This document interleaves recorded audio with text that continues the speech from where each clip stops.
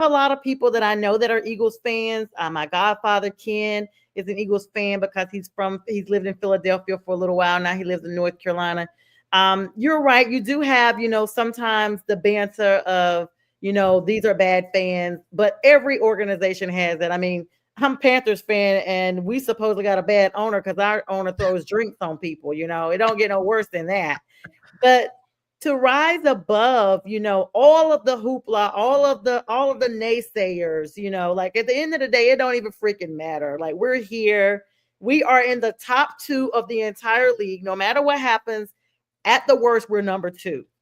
Like no one wants to be number two, but you definitely don't want to be number 32. So, what is it? What's it like? Are people already gearing up? I mean, it's a few days out, a couple of weeks out. I know the hype is real. I mean, I bet you there's Eagles jerseys everywhere. Um, we It's thought, with Jason Kelsey and Fletcher Cox leaving, that the defense at a minimum was going to be different for the Eagles. And last year, we saw you guys nosedive 5 in a row. We thought last year was your year. I don't know what was going on in the locker room. It just looked like a different Eagles team. It didn't look like it was really performance. It looked almost like it was just personality with Jalen Hurts. We watched him sit in isolation on the field, on the bench by himself during the games. Just wasn't any cohesiveness. Looks like this year with them drafting Jalen Carter, the UGA defensive end out of Georgia, aka Breadman, that he's come in as a rookie and just powerhouse that defense, where you don't even notice that Kelsey or Cox are even gone. Yeah, the injection of youth into this team has, I'll tell you what, when you have this amount of rookies that are playing meaningful, not just meaningful, but starting minutes to take this to a number one defense in the NFL. It just listen, it's coaching, right? At the end of the day, it's coaching.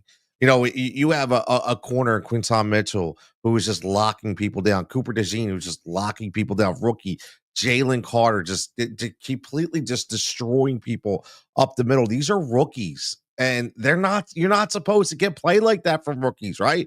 You may get one, you may get, but to get two, to get three, to get four, it's unheard of. And listen, there was you mentioned last year, which last year I still can't put my finger on it. What I would say is I'm a huge Jalen Hurts fan. And Mhm. he gets so much hate. And I think you can attest this as well. In life, people don't like people that are, I wouldn't say perfect, but that are really good at what they do. We live in a Yeah. very jealous and hateful society where instead of somebody saying, "Hey man, I would love, to be as good as him one day," they just want to tear somebody down, right? Mhm. So, nobody really understands, Jalen Hurts, he went to school in a master's in communication. So to say that he can't sit up there and hold a microphone, and you don't, he's been trained by himself. He has Mhm. an education that way. So, like, I stand for everything Jalen Hurts believes in is diversity. I know you know this, but his entire female staff, to where he says, "Yo, I'm gonna have the first female agent. I'm gonna have the Mhm. first female." Like, his whole staff is female. Why? Because he knows that they deserve the spot, that nobody else is Mhm. giving that to them. So everything besides football about Jalen Hurts is great. And last year, I'll sum it up with this. I just think that sometimes when you're too perfect within yourself and you're afraid to make those little mistakes, sometimes you do isolate yourself to where people are like, I don't want to really piss him off because if I do the Mhm. wrong thing, he's going to be mad. And I think it was just everybody trying to get that together. And you see this year it's changed. Yeah, it's so interesting to see. And hello, J Train, James Martin. We were talking about him a little bit earlier that he did call this. I gave you a shout on that, brother. He says hello, good to see you on, and he said that Philly got this. David is taking down Goliath, and also Tasha shouts out Pink Fanfur as well. That's her sister in love, and so we were giving Pink Fanfur a shout out for the promos and what have you. I mean, and Purple Zombie says he's from Springfield, Massachusetts. Okay, well, Purple, you need to be getting with either the Patriots or the East Coast with these Eagles. You should not be rolling with, Patrick Mahomes. And so I will say Jalen Hurts. both quarterbacks are from Texas. That's the interesting thing. I know some people that know Jalen personally. He is a member of the Church of Christ and stuff, which is one of our sister congregations. I grew up in the Church of Christ, and so aside from him cursing a lot, I mean, you see C.J. Stroud and you see other gentlemen on there that are like, God is good, and Jalen's out there. You're like, we did a hell of a job. I'm like, whoa. So it's interesting. Excuse me one second. Sit down. I'm sorry. I have a pup here, and he is That's all right. literally going crazy. Get up here. Get up here. Get up here. Sit down. You are interrupting my show. You've never done that. Come here. I got a lot of love for the pups, man. Like, nothing Yeah, wrong I with don't. that. He's literally. Get over here. Now you don't want to come over here. You want to be on You the don't wanna you don't spotlight. wanna Get on show the oh, there spotlight. we go. What's up, So my you get on the man? same color shirt that you have on. Oh, look at that. Look at that. I like it. This is What's his name? Lawson. This is Lawson. Everybody knows him. He comes on from time to time. Nice. Um, but yeah, so everybody kind of hates on, like you said, nobody really celebrates, like, oh wow, they deserve this. It's always like, oh my God, Patrick Mahomes, chefs and the refs. To It's kind of like the meme that's going around right now, Tony. There's a meme of the United States map. I actually shared it Mm. that has like, this is all the people that are rooting for the Eagles, and this is who's rooting for the Chiefs, and this is who's just looking for a meteor strike. And the Eagles are in Pittsburgh on the map. I mean, excuse me, Philadelphia. Oh my God, Philadelphia area, and the Chiefs are out in the Kansas City area, and then the rest of the world is just grayed out looking for a meteor strike. I mean, how do you differentiate? Because we have seen the maturation, not just of Jalen with this organization. I mean, he hit the ground running after the Nick Foles era. And Tasha Mikia does say go Eagles. Okay. You got a lot of people that really want the Eagles to win. I'm one I of like them. that.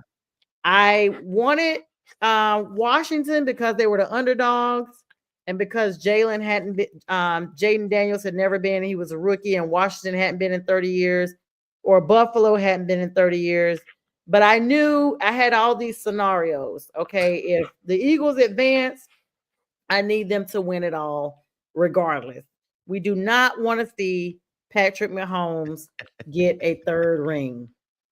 Yeah, Tasha says I'm with you Pittsburgh there. is coming. I thought Pittsburgh was going to be that little upset team, but Mm. they weren't. So, I mean, Tony, is it as bad as what we see with people not wanting Patrick Mahomes to get a third? I think it's not just about Patrick Mahomes. I think it's kind of, the entire, the Taylor Swift stuff, right? It's the Kelsey train. It's the, Yeah. like, and it's no disrespect to anybody, but when you get things thrown in your face so much, eventually it just becomes like, oh man, like, just like settle down a monotony like, I'm done. I don't want to see, like, the first thing was, I had a laugh. I think it was yesterday. Instead of talking about, it might have been Yahoo, I forget who it was. The national story was, instead of talking about a three-peat that could possibly happen, which has never happened in the Oh, NFL, don't tell me you the know, first story was right? Taylor. Yes, it was. You know what the first Oh one my was? God. What are the odds that Travis Kelce's going to propose to Taylor Come Swift at the Super on. Bowl? Yes. So that's why indirectly, that's why everybody's like, yo, man, I like, come on with this already, and what are you going to do, right? I mean, she's a global superstar. I get it, but then you have the little things that trickle down where people do complain about the refs, because there are certain things to where, listen, we all know it's a business. The NFL is a business, so it's hard for them to deny that they don't want the Chiefs there so they could get the Taylor Swift site, right, and to Mhm, get the extra sponsors and the mhm. extra revenue. So it's unfortunate because it's a great football team out there in Kansas City, and unfortunately, it's going to continue with the hate. I can tell you that. Yeah, and Tasha says Travis is never going to settle down. I'm going to tell Oh, I you, agree. I as agree. this is Yeah, what they said last year too. I mean, she's trying to get him to look as unattractive as possible. Got him yeah, looking like one of the disciples running around here with all this dark colored hair. yeah. What He happened looks to like him? Like, Jason now. I know. And I'm Uh, like, you know, no one cares about her reaction every play. Oh, Just because he catches the ball, I don't need to see Taylor's face. I don't need to see, I don't even need to see her. You can show her at the beginning of the game and at the end. I don't need to see her every first down. I yes. don't need to see her when he's over there catching a breath. I don't need to see her when anybody else scores just to see her reaction because the Chiefs themselves have scored. She's not even a Chiefs fan. If I remember correctly, she was an Eagles fan.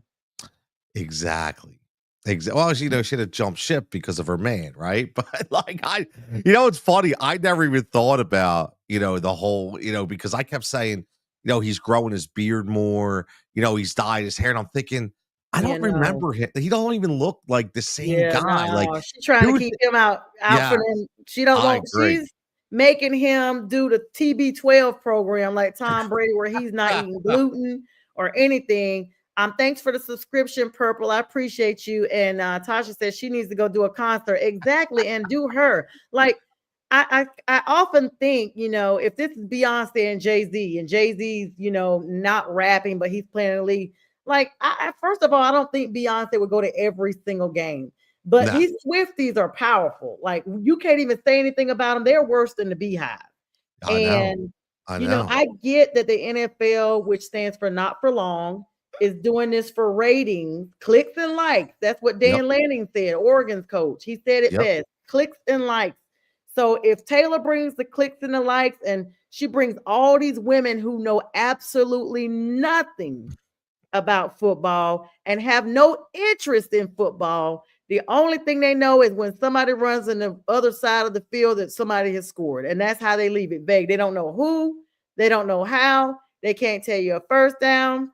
Nope. And that's why my show is here so they can watch and learn. But if Taylor and Travis break up, the ratings are gonna go down for the Chiefs. Oh yeah, listen. If that happens, I'll tell you what, man. Oh my god, I don't know what the NFL is going to do. It's going to be like, who's the next power couple? And honestly, it may stay there because guess what? Brittany Mahomes likes to throw her face everywhere too.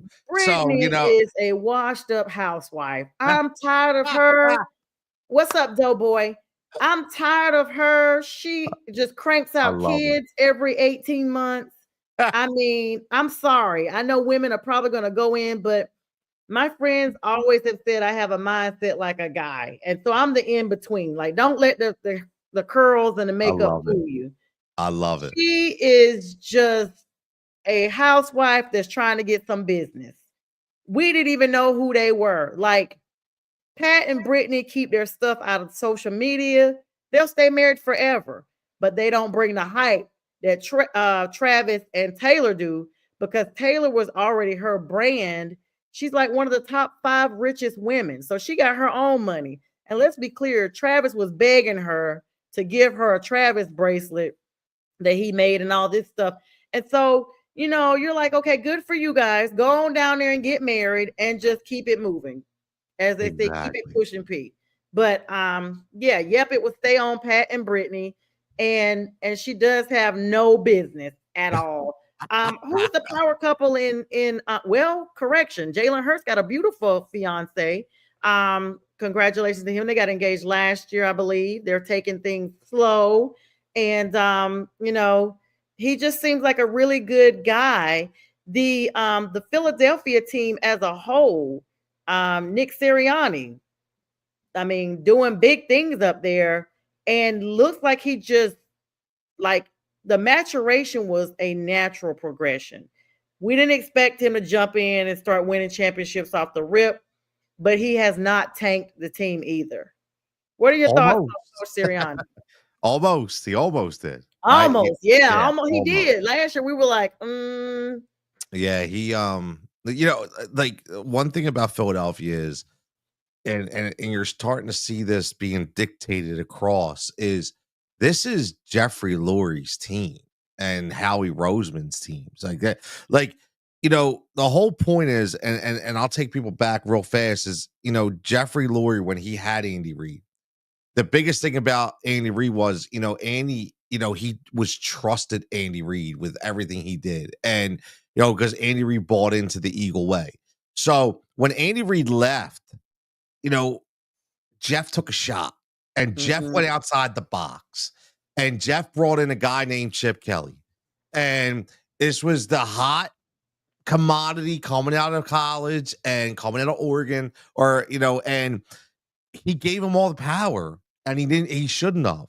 And I think that's the one mistake Jeffrey Lurie made, but he knew that. And ever since that, he when he brought in Sirianni, it was like, look, you're not going to take control of this. I control the team. What I need you Mhm. to do is I need you to take my culture that we have, and I need you to implement it and make sure that it stays true. And that's what's happened. And you know what? To be honest with you, before the bye, after they were 2-2. Okay, you saw Nick Sirianni popping off to the fans, popping off to the media. Right, there was a lot of stuff going on.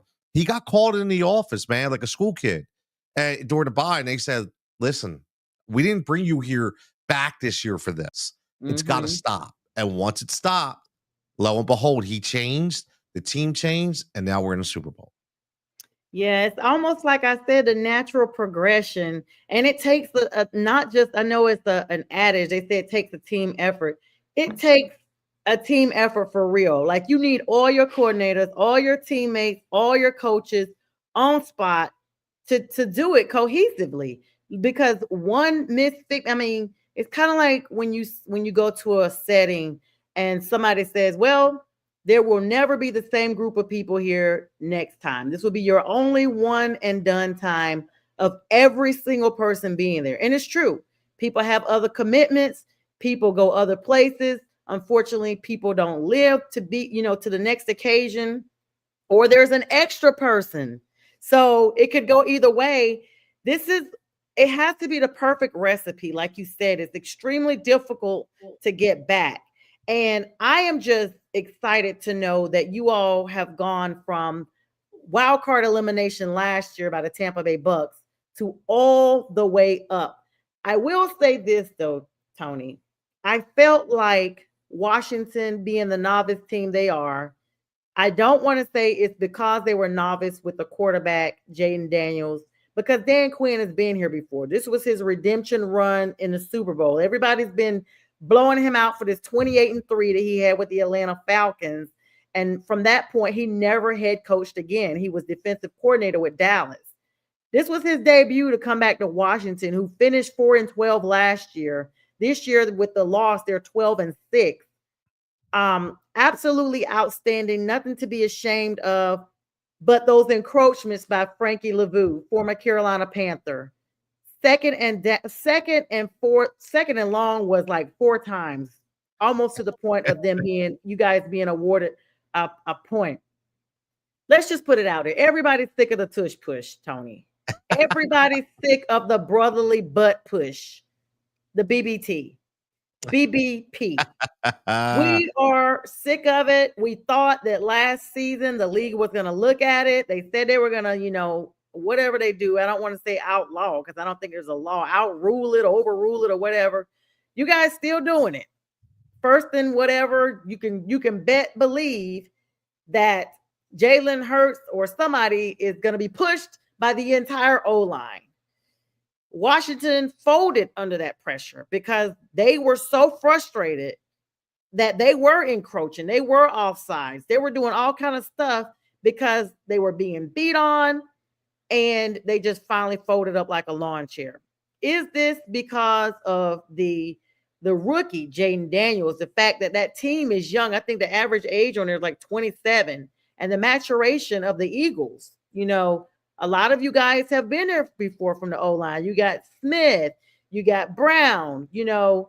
Of course, you have now added Saquon, the missing piece seemingly from New York. We'll talk about that in a minute. And we'll talk about all of this right after we come back from a small break. This is a Huddle Sports Network broadcast. You can find us on Roku TV, Amazon Fire TV, Facebook, and of course YouTube. Get all your NFL news here first.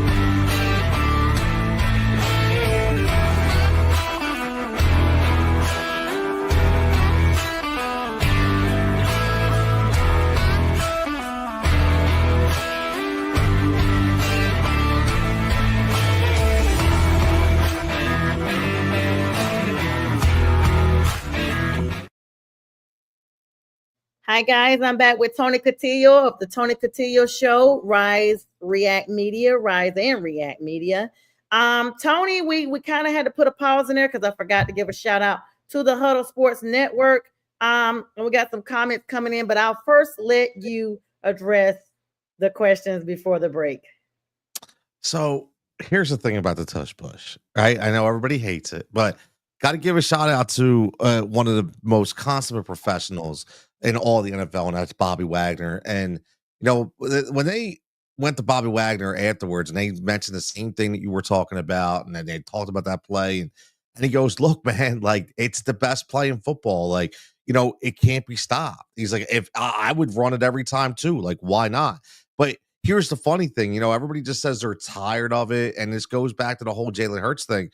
Buffalo couldn't run it. Buffalo didn't understand how to run it. There's one thing you mentioned earlier about Jason Kelsey. Everybody said, well, was Jason Kelsey? Well, Jason Kelsey's gone. Cam Jurgens is here. Well, Cam Jurgens got hurt, and then Landon Dickerson was here. One constant. That's Jalen Hurts.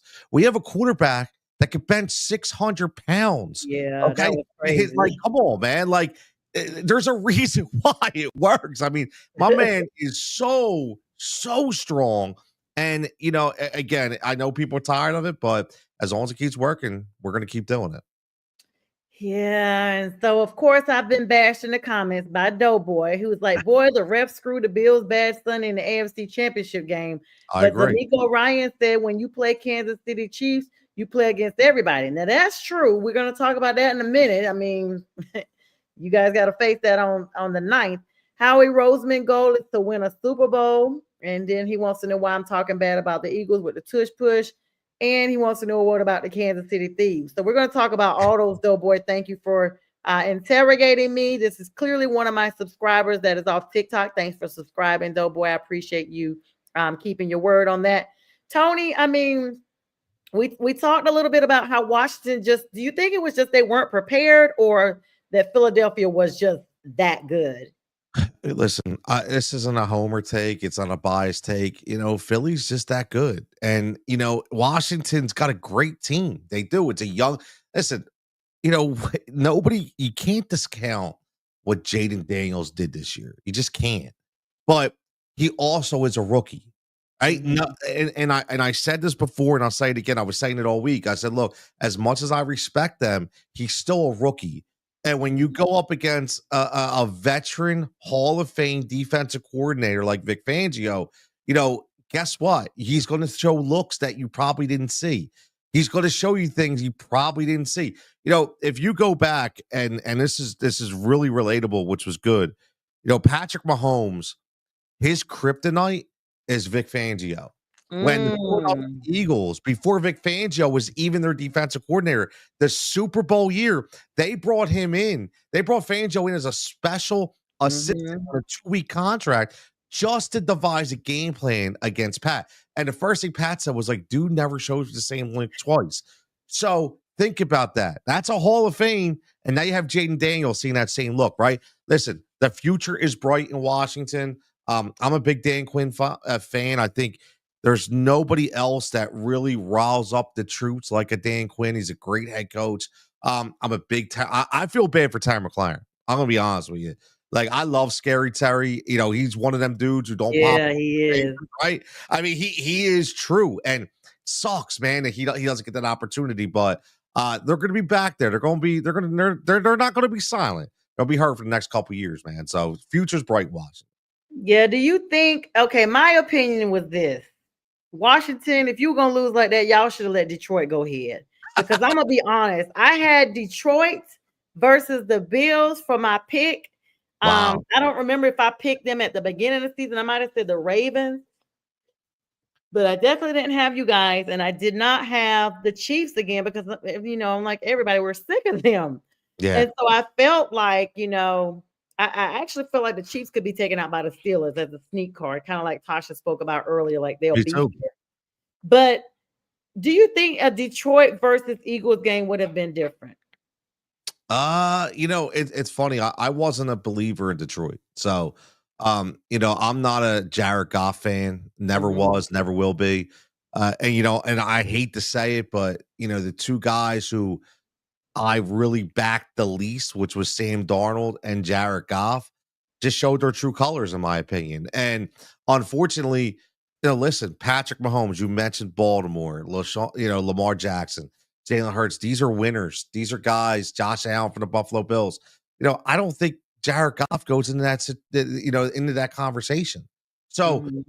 when you have that, and you have, listen, no disrespect to Dan Campbell, but he's not ready, man. Like, that when uh, a lot of people were talking about the fake punt that happened with Mm, Dan Quinn, right? mhm. Which I thought was brilliant. And they said if Dan Campbell would have done that, we would have killed him for it. But because Dan Quinn did it, nobody said anything. And you know Mhm. what? They're right. That's because Dan Quinn's been there. Dan Mhm. Quinn understands. Dan Quinn has been around a long time. Dan Campbell out there just shooting stuff off his foot, like they whatever. Like, I'm just going to do it, and eventually, that kind of mindset got that team hurt because the defense was hurt and tired. So I don't know if it would have been a better game, but I was with you though. I will say this: you mentioned Pittsburgh. I thought Pittsburgh was going to upset some people. My favorite coach is Mike Tomlin. I'm a huge Mike Tomlin guy, and I thought, you know what, Russ is going to cook a little bit, and they got the confidence, and they could have turned some heads. It just didn't happen, but now I think this is the best matchup for football. I really do. Yeah, and I want to kind of delve into that because you do talk sports, you do have your own show, so we can kind of talk about that. And they're within the same state as you guys are. But I want to wrap up some other thoughts on the Super Bowl now because you're my first guest since you guys have made the Super Bowl. I had the Philly sports guy on here, Pags, a couple of weeks ago prior to you guys making it past Washington. Um, I'm gonna tell you, I just felt like the underdog could pull it out. I think that novice the maturation has not taken place with Washington, but I'm extremely excited and proud of where they are. Jaden Daniels seems very grounded, very coachable, and can learn from whatever mistakes he made. Even the frustration. I remember him saying before he took the field, the last thing his dad said to him was, "Don't let the moment consume you. Don't let the moment be bigger than the game itself." And so I think just the frustrations, is just exactly where we're going in. And hello, willing to go home. Tony, my man, someone speaking to Oh, you. that's my man, checking in. That's Thank my you for man. What's up, joining us, brother? Willing. Yeah, I mean, it's just one of those things that we have to take into account because the off season is not as long as what we're thinking. We got Roger Goodell talking about 20 weeks now. So they're going to pull 2 weeks. I don't know when. I know the NFLPA has the vote on that. That's the National Football Players League Association. So that's comprised of current players and former players who have to vote on this and say, hey, is this what we really want? But Goodell is trying to get 2 weeks from the preseason, and add them on, have everybody kind of take a break around week 13, 14 for their bye week and extend the league. I mean, at this point, they'll be playing football until March, I guess, into the XL league, bonds up or what have you. Hey, Bo, good to see you. Bo Crouch, the person I gave a shout out to earlier, guys, the gentleman behind my backdrop. Bo is on. And I told them about the senior boat out there in Mobile. So hopefully some people can join you and let you know how that and check in and enjoy that with you, Bo. Sorry about that. I mean, we just see so much that happens. Now, you brought up a good point. First of all, good luck in the Super Bowl. You got the whole country pulling for you guys. Definitely want to have you back on after the Super Bowl, Tony, so we can talk about your thoughts on the game and if you guys were cheated or not, because Seattle had the 12th man, and I think the 12th man for Kansas City is the refs. I mean, they may as well be wearing red and white suits instead of black and white stripes. That's their 12th man, and they travel with them. So there you go. Chefs and refs is what I call them. Um, the Pittsburgh Steelers, Mike Tomlin seems to be at his peak of frustration. I mean, you bring in Fields and Wilson, and you start Fields. Fields is 4-2, and then all of a sudden you bring Wilson in. Now all of a sudden, Wilson is not the answer. Several interceptions, no injuries reported as we know of. Denver's still paying him. I don't know. I know last year they were talking about Tomlin possibly taking a break. Do you think he may take a break from, coaching, maybe go in a booth for a season or two like Sean Payton and then No, return? Or do you think he goes on? I mean, Pittsburgh does not terminate their coaches. no, he's a lifer, man. Like, um, yeah, he's all business. He hears the noise, right? He hears the noise about the playoff record. He understands it. And I'll be honest with you, he did a hell of a job this year with, what he did. And, he took a young guy in Justin Fields who was completely he was dismantled by that moron Matt Eberflus out there in Chicago, Mhm. right? And he brings him in Mhm. and he mentors him. And he says, "You know what? I'm gonna show everybody this kid can play." Then you bring in Russ, which I thought was another fantastic idea.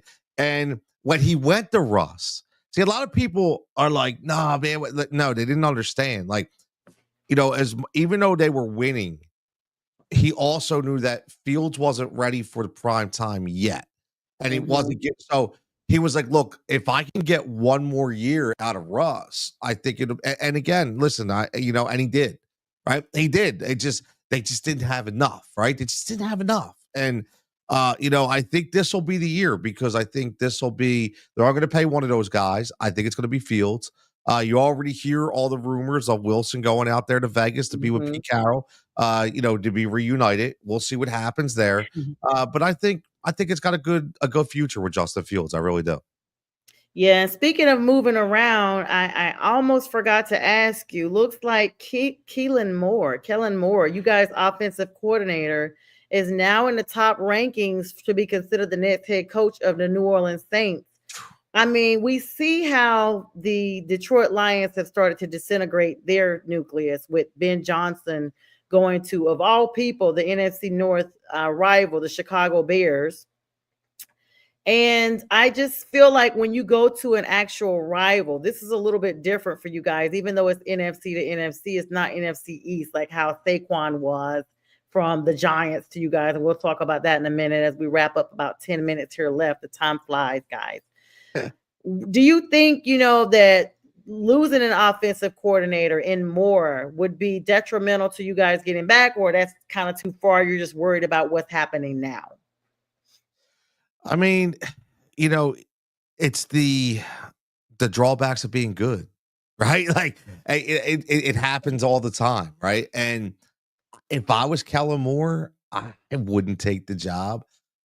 Easier for me to say, right? Because nobody's offered me millions of dollars to be head Yeah, coach. and you're a fan. You want them to stay so you guys can Well, go back yeah, you know what? again. I'll say this. It's not necessarily that I want him to stay for me and for the team. I want him to stay for him because that is a disaster in New Orleans. They are in cap hell. They have no structure. Ownership is bad. Everything. So, in my opinion, I would rather Kellen go to a place where I feel like he can actually excel. And I think that you go to New Orleans to die right now. So I think that he doesn't give himself, a deserve, and Right. listen, Aaron Glenn and Ben Johnson, like you said, Detroit studs. Aaron Glenn, absolute stud, man. Like, if anybody can turn the Jets around, it's going to be Aaron Glenn. And Ben Johnson, man, I'll tell you what, I'm not going to sleep on him. I was skeptical. Some people are just better off being coordinators, but just watching his mannerisms and understand, yeah, I think they got him a gem out there in Chicago. Definitely a gym in Chicago. I mean, Bo makes a good point. He's definitely not stepping aside. He's been down here the last 2 days evaluating talent in person. So, I mean, the NFC South, I'm from the NFC South with the Panthers. And of course, I live in Atlanta now. So I get to see it up close and personal. We have been literally the coaching quarterback carousel of the entire league. Every season, somebody in the freaking South is getting a new coach or a new quarterback. Like, just look at it. Like, this is not me just blowing smoke. Legit, it's real. I mean, the Panthers, the Falcons, Tampa got Baker after a couple of seasons from the Panthers. Yep. It's the recycling bin down here at the bottom of the league, honestly, to be honest. Like our rankings are really bad compared, to some of the other divisions. But I mean, I feel like Dan Campbell said it best. He talked about how difficult it was to get back. I've never been sold on Jared Goff. I still didn't understand why they got rid of the gunslinger. I like Matt Stafford. His wife had a community ties. She had unfortunately battled a brain disease while she was in Detroit. And, the Lions team, the Lions fans absolutely supported her. And so, they had built that familial relationship. And so fans, were stunned. But however, when Stafford came back to the Lions Den, as no pun intended, and he got like an ovation. He said he'd never heard that stadium so rowdy in all the 12 years that he had been there because the Lions believed. And now last season they said it was hard to get back and they got back this season, but now your offensive coordinator has left. And so you just don't know. CJ Simone, hi brother, what's up?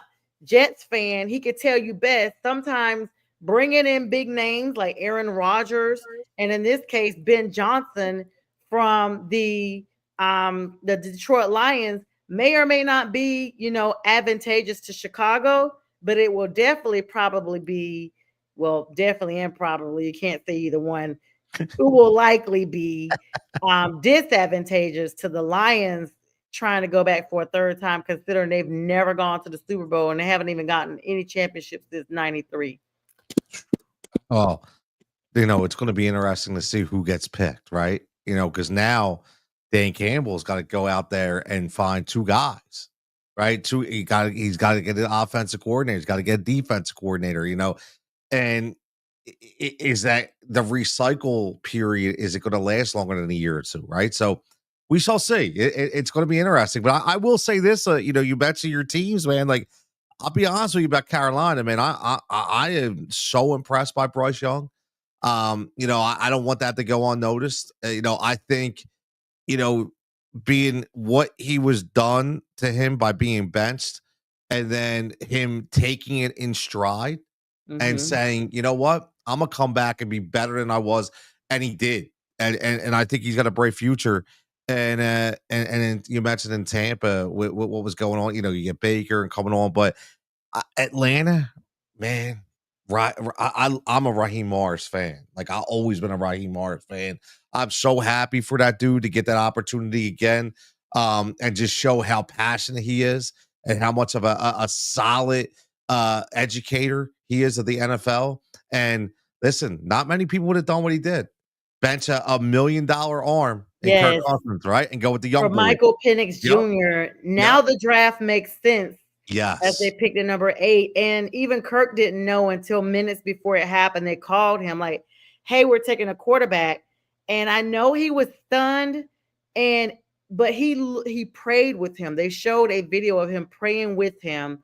I mean, way to really show, he could have gone into his feelings like, "How dare you bench me for a rookie who has not even shown any type of performance?" But like I said, NFL, not for long. Raheem Morris has his work cut out for him in Atlanta as they continue to try on quarterbacks like shoes. They had Desmond Ritter, they had Marcus Mariota. They've had a gang of quarterbacks too, just like Carolina. And I do want to state that this was the first year. This year felt better for me for Carolina because we went toe to toe with the Chiefs.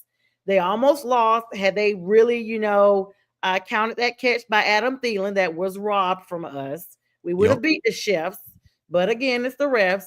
And I will say the maturation of Bryce Young was incredible to watch because people talked about his size. I probably was even like, hey, they should have let him sit and learn. But his size became the benefit for him. He was able to scramble out of the pocket where, defenders were reaching up. He was down here. So he was able to go under and, duck and dodge and get those first down yards. And, we found our franchise quarterback. So we're excited about that. Bringing in Dan Canales from Tampa was the missing piece because Yep. he is the quarterback whisperer. He was one. And the fact that Tepper stayed out of the business this year instead of being so medley, all the other coaches had like 6 weeks to 8 weeks. before off with your head. I think, his PR person finally got to him and was like, hey, you're tossing drinks on people in Jacksonville. You got to slow it down, bro. So we were glad to see him take a back step and to let the team mature as it is. We hope Adam Thielen comes back for another year. We know he's getting up there as far as, age and everything. We hope that the draft picks we made with Jonathan Brooks gets better. That the Panthers actually fired like some of their medical staff because they had cleared Brooks before he was ready and he got re-injured. And of course we want Xavier Legette to be better with getting those crucial catches. Tommy Tremble, Tommy's a free agent. All these guys are going on social media now, basically making it known they want to come back to Carolina next year. And so once again, we're in rebuild. We've been continuously rebuilding since 2016 when we were in the Super Bowl. And we are now 9 years, Tony. And I started the show by saying every team is built to go back to the playoffs within 7 to 10 years. Your Well, thoughts? 7 to 10 years. I honestly think that with the way that you mentioned earlier about the rookies for the Philadelphia Eagles being able to step up and play in year one, I honestly think that's 7 to 10 years now. I think you're built like every 2 to 3 years if you Yeah, it draft seems well. much quicker. It It, does seem much and, quicker. and here's the other thing about that too. I think a lot of it is pertaining to the NFL style offenses that are being taught in the big programs in college. Mm-hmm. Because remember back in the day, these kids would come in and it was such an eye opening experience because they were always out there running with nobody. Like, they didn't have any bump and run coverage out there. They were just opening. Like, I remember when Jeremy Maclin came here for the Philadelphia Eagles, it was like, oh, I mean, this dude is running. He's used to running free. He wasn't used to getting off the line, right? Well, now it's different. Now they play so similar that I think that 7 to 10 drops down to 2 to 3. And if you could draft well, if you could hit on like your top 3 picks or 2 out of 3, it could be even quicker than that. Yeah, and CJ's right. He says, it all depends on the offense system that they're Yep. running. People need to realize this is not Madden. Like everybody wants Yes. instantaneous. Like you said, fans want a microwave product, and it doesn't work that way. Yep. Breaking news a couple of hours ago that may be even better for you, Tony. And we'll probably go a little bit past the 10 o'clock hour since you were tardy for the party. I want to make sure you get a chance to tell the audience, and if we need to say goodbye to our Northeast Professional platform, that's fine. If they have a 10 o'clock show coming on, I know my platform will continue to carry on. And as we have a lot of views right now, thank you everybody for coming on and viewing tonight. We really appreciate you guys. The Eagles, Brandon Graham, may be making a surprise return. He was injured in week 12, I think it was. And you guys, a 37-20 win over the Rams. And so he's 15 years all in Philadelphia. And he may be coming in at the 11th hour. You guys are paying him 1 year.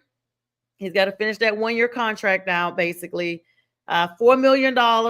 And he signed it last March. So it's almost up again. So he may be coming in for Super Bowl. Have you heard that? Yeah, he's I think it's a really big deal and a really I would say the percentage is probably about like 98% that he plays. And he was on the radio today and he was saying, he's been through a lot of injuries his career. And he said this has actually been the easiest rehab that he's ever had. So that's a good thing. And Brandon Graham, this was supposed to be his swan song. And the funny thing was when he came in, the swan song was supposed to be, okay, this is going to be the farewell tour of Brandon Graham. And Vic Fangio was like, yo, cuz, like, you're not done. Like, there was just something that sparked Brandon Graham. Number one, fantastic person in the community. And he dealt with a lot of adversity. People forget about that. Like, nobody here in Philadelphia, even me, wanted Brandon Graham.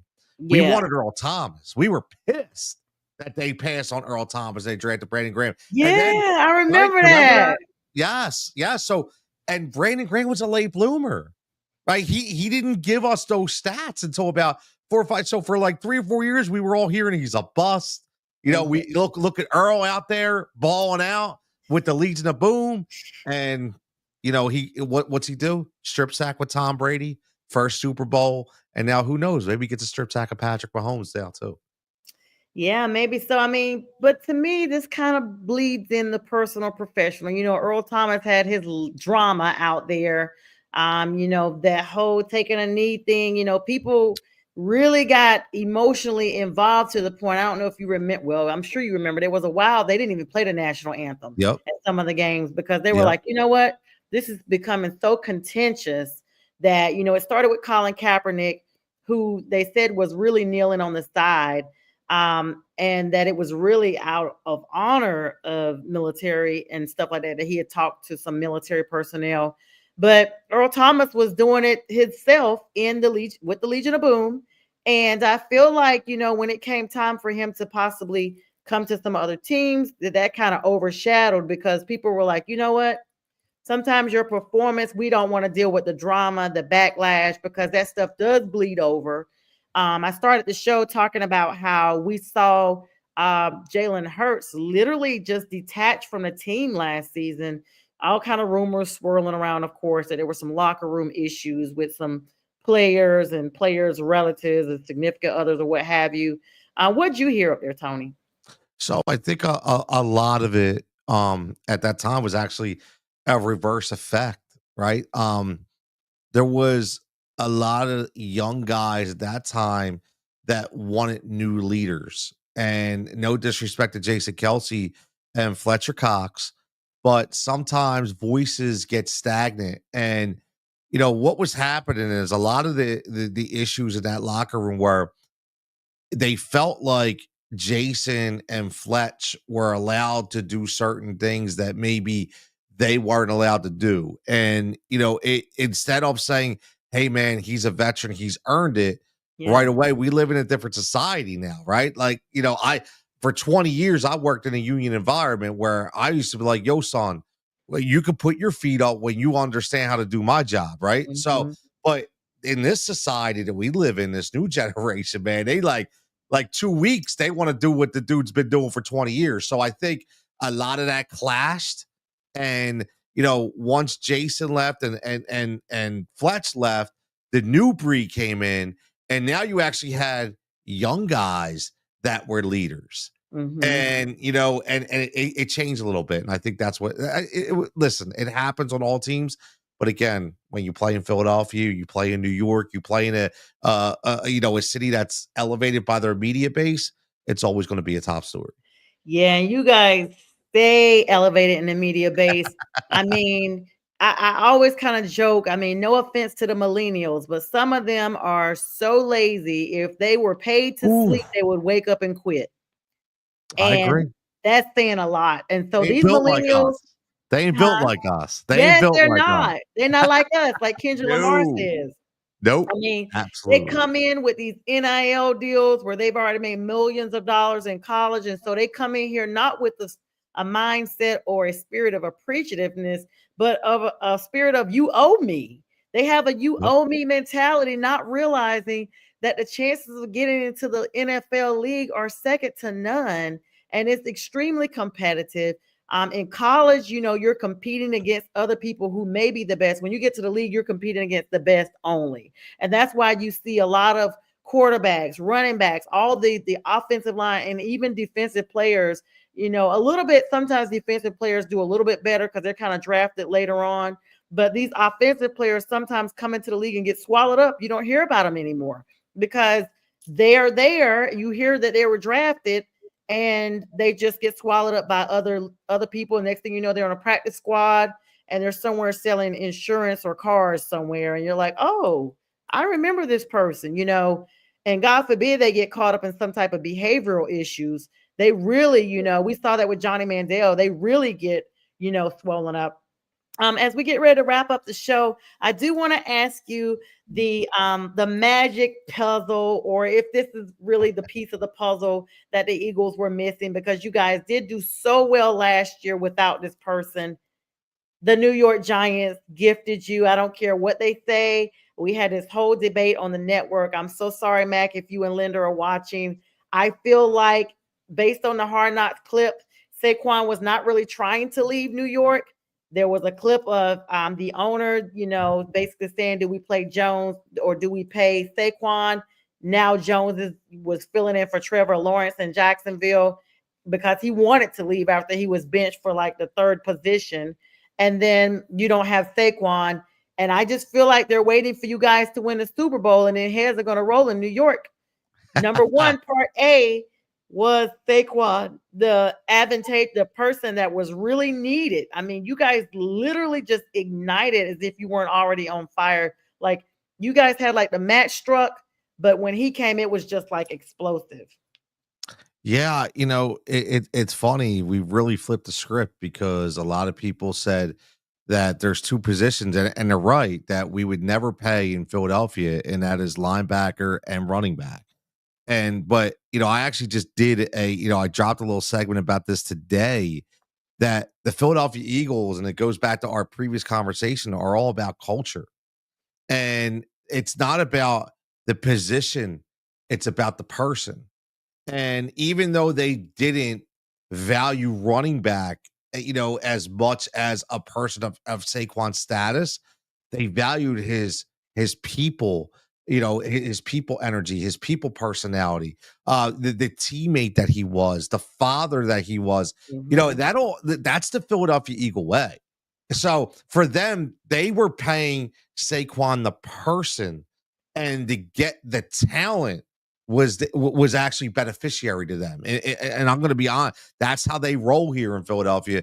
And I knew he was going to listen. I'm going to tell you that I knew he was going to be good, but 2,000 plus yards good. I can't say I knew he was going to be that good. Yeah, he surpassed Eric Dickerson by now with that record, I'm sure. Ooh. Right? Man, well, they've been talking about that record for quite a while. And so, Eric Dickerson went on the record, said he didn't want him to break his record. I'm like, dude, you've had that record for forever. Let someone come in and be their best version of themselves. I do love the way Saquon loves on his family. He seems very centered, not hoopla and all that stuff that you see around a lot of athletes. He just came and like you said, you guys were paying for Saquon the person, and he brought so much talent to the organization, and no doubt a Robin to Jalen Hurts as Batman for the postseason and everything. 100%, man. I mean, his smile, his team first mentality, it's infectious, and you get a bunch of Saquon Barkley's on your team and a bunch of Jalen Hurts on your team. I'll tell you what, man, it's a huge brotherhood, and it's hard to stop. It really is. It's the city of brotherly love, and we've been sitting with Tony Cutillo, Tony Cutillo Show. You guys follow him. Just such a blessing to have you on, Tony. Definitely want to have you back on here after February 9th so that we could, get your reaction to your Super Bowl. I'm sure you're going to be excited, especially when you guys win. So I know it'll be a little bit after the 9th. I want to thank everybody for coming on, supporting myself, supporting Tony on tonight. Thank you guys for everyone who sent me the private messages of happy birthday. Friday with the fellas, J Train, A Train, and Kevin will be filling in for me on Friday. I will also have someone filling in on next Wednesday, and I will return, God willing, on the following Friday, Super Bowl Friday weekend, February the 7th. And we'll be having all new shows coming there. Tony, it's been great. We hope that you will join us again. You have an open invitation, brother. Thank you so much for your time tonight. Thank you so much. I really appreciate it. And safe travels as well. Thank you so much, everybody. We wish you a good night. And thanks for tuning in to Prim and Proper Sports. This show will re-air at 2 a.m. Eastern Standard Time on Northeast Professional Sports. Good night. This is a Huddle Sports Network broadcast. You can find us on Roku TV, Amazon Fire TV, Facebook, and of course YouTube. Get all your NFL news here first.